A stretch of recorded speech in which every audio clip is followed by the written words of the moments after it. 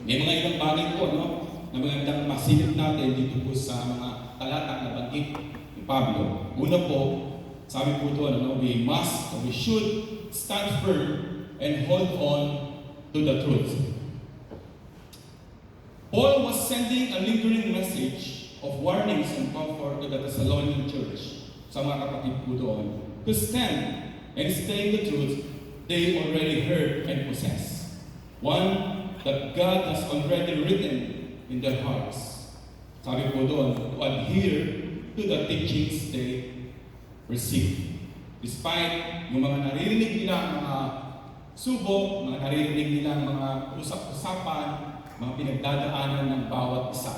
Ang encouragement ni Pablo sa mga Thessalonica ng panahon na yun is panghawakan nila yung katotohanan ipinagkaloob na sa kanila and to stay stronger.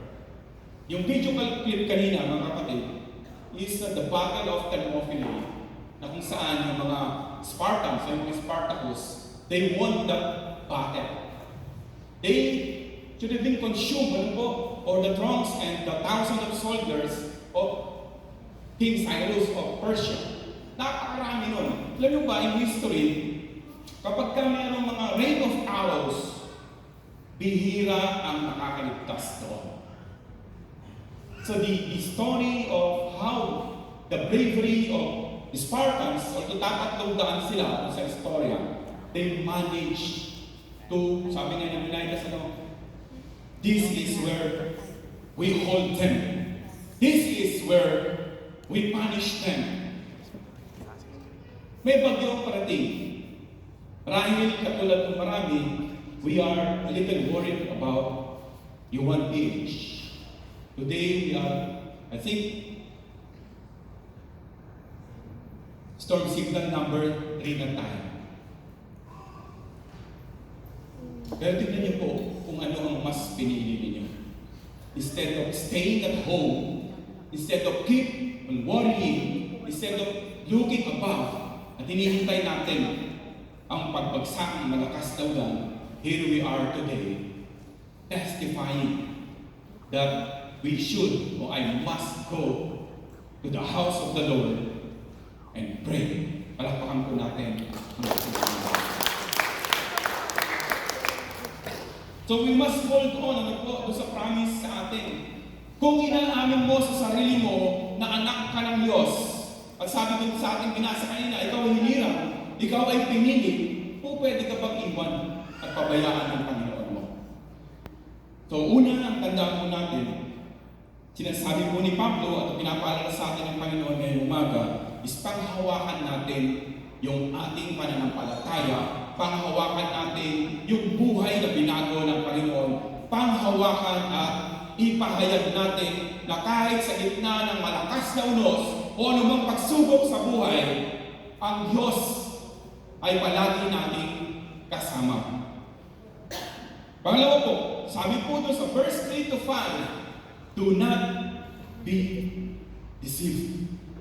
Huwag tayong padadaya. Alam niyo po, sa history ng buhay ng mananampalataya mula sa old hanggang sa panahon natin, ang laging tinatanggal sa buhay ng anak ng Diyos ay yung kanyang joy. Dahil kapag sira na ang diskarte ng anak ng Diyos, matutulad ito sa marami sa mundo ito.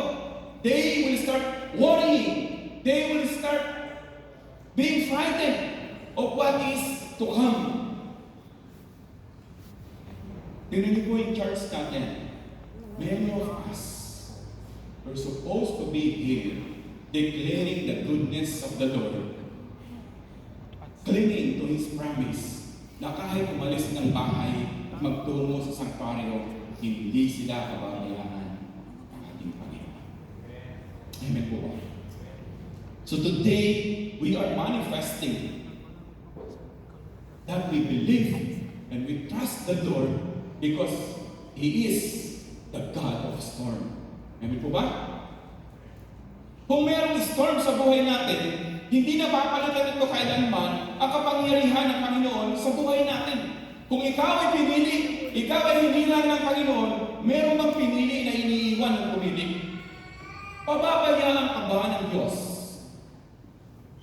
sa ganong kalagayan. A warning against being unsettled o nagpadala si Pablo ng babala sa mga Thessalonica dahil sa mga maling turo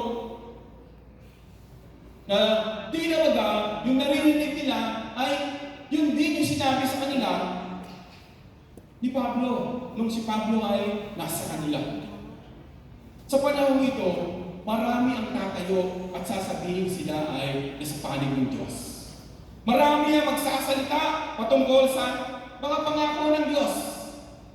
And sa panahon ito, we have to gain the wisdom of the Lord. We have to test the water. Sino ba talaga ay panig ng Diyos? Sinasabi man nila ito, pinapamalita man nila ito sa ating panahon, at totoo ba yung kanilang pakay na upang tayo ay bigyang babala o upang mawala tayo minsan pa sa ating tiwala sa ating Panginoon? We are in the midst of a storm. Tayo po ay dumadaan sa malakas na bagyo ng buhay. As a child of God, are we going to go back kung saan tayo naroon kami? Are we going to set back the faith that we already have and the joy of salvation that you and I are now enjoying? Pababayaan ba natin tanggalin yung kagalakan na ito sa ating Panginoon? Na tayo ngayon ay ligtas na at dahil may unos o mayroon tayong kinakaharap na karamdaman o problemang malaki, mawawala ba nito? Tatanggalin ba nito minsan pa? Ang tiwala natin sa ating Diyos. Nasaan? Nasaan ang mga tunay na mananampalataya kung ang bawat isa sa atin? Pag may naririnig tayong mga unos ng buhay, ay bumabalik tayo sa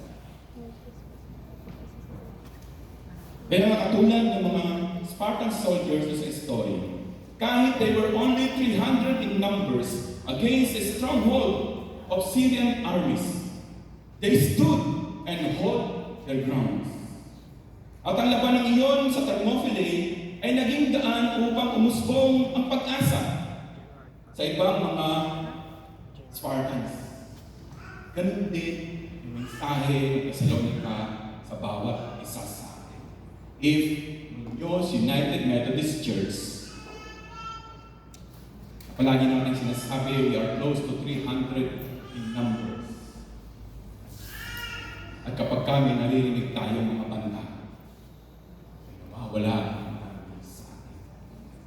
How can we testify for those who are doubting and still living in fear na totoo yung Diyos mo at kaya mong panindigan ito even in the form.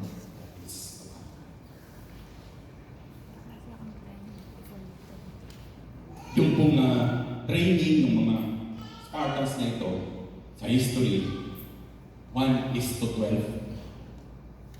Ganun nila pinasa kanilang sarili, ganun nila pinaghandaan ang darating na digmaan na kakaharapin nila. Are we doing the same? Ang pinaghahandaan natin ay ang tumingala sa langit at hinihintay yung paparating na lakas ng Diyos. Instead of praying, instead of calming ourselves, instead of remembering the promises of the Lord that He will never leave you nor forsake you, even if there is a big storm coming. Every morning, itong week na ito, tumatanaw ako sa kalsada natin. Tinitignan ko kung basa yung daan. Kasi mayroong ulan. Alam nyo, every time I look down, nakikita kong tuyo. I say, praise the Lord. Because He keep on fulfilling His promise. Yan po ba mga kapatid? We've been together for 5 years. At tignan po natin ang ating pananampalataya. Where are we and whenever a storm comes in our life? Where are we? What we're doing? Pag ganitong mga panahon. Kaya po sabi ni Pablo, do not be deceived. Kasi walang gagawin ang dyablo kundi tanggalin palagi ang kagalakan ng iyong kaligtasan. Sapagkat alam ng dyablo na kapag ka malungkot, kapag natatakot, kapag ka balot ng maraming sigalok sa buhay, at doon magpo-focus ang mananampalataya, mawawalan ito ng tiwalang muli sa kanyang Panginoon. At dahil doon, magwawagi na naman ang dyablo. Are we still allowing the devil to gang up on us? Do not be deceived.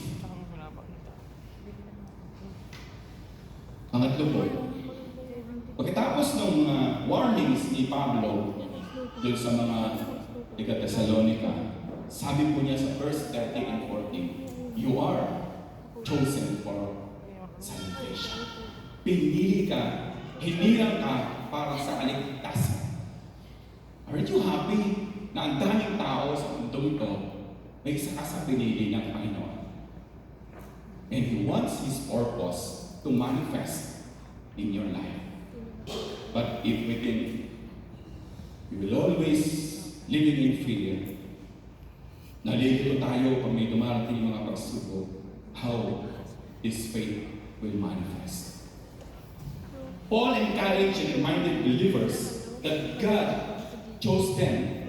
God chose you for salvation from the beginning. Napakasarap itago sa ating mga puso at maging sandigan natin ang pangakong ito, that while we are pursuing righteousness, gladly preparing sa pagbabalik ni Jesus, ang pangakong ito ang nagdudulot ng inspirasyon sa atin na kahit hindi tayo tanggap ng iba, kahit tila wala pumapansin sa mga effort mo, kahit minsan ang feeling mo, you against the world, take heart because His eye is on you.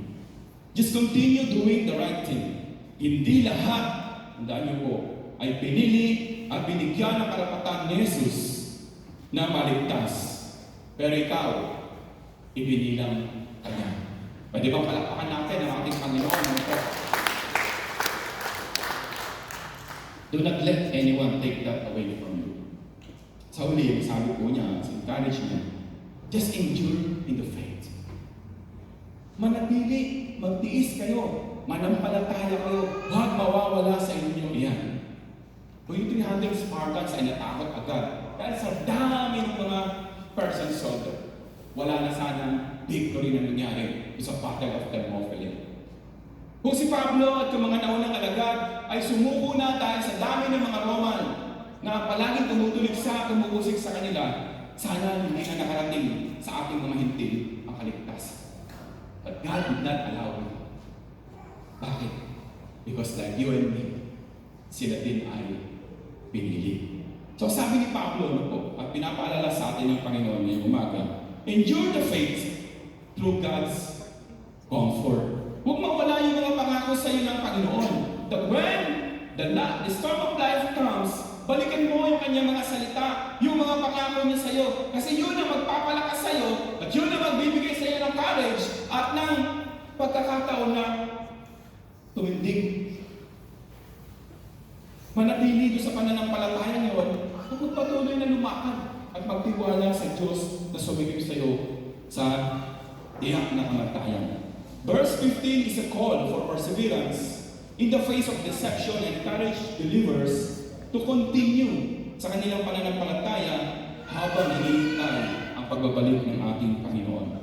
Habang yung mga final verses seemingly serve as a benediction or a blessing, asking God to provide us comfort and strength amidst of the storm of life. Sabi ni Pablo, nalaman mo na ang katotohanan.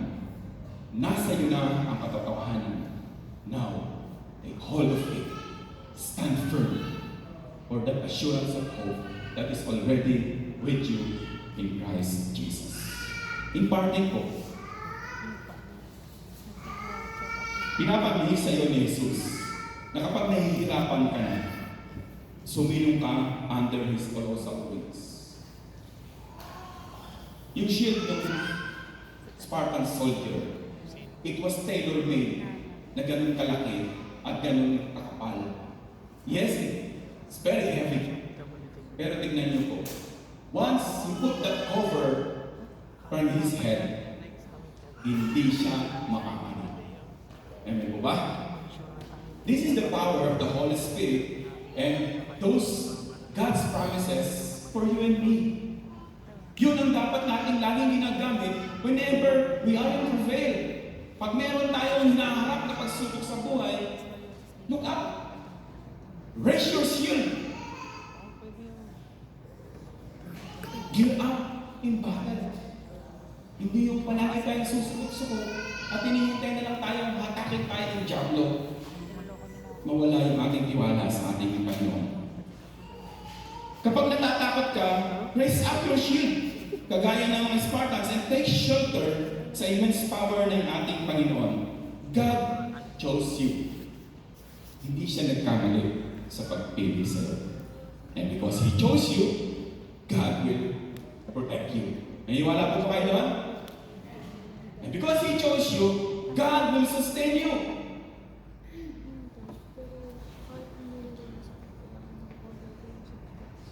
Naroon pa rin ba ang bawat isa sa atin sa ganung diwa ng ating pananampalataya? Oh, whenever storm comes, we rush in different stores. Naghahanda tayo sa isa. Paparating pa lamang instead of stop worrying. Kalmahin natin yung ating sambahayan. Tawagan natin yung ating mga kapatiran. Sabihin sa kanila, be still and know that God is still God, even the storm. So, tayo po na sinasabi natin, mga mananampalataya, let us go out, let us go, be more stronger, and continue to declare His salvation, and let us all stand firm in our secured hope that only Jesus can give it to us. Sa Diyos po ang papuri.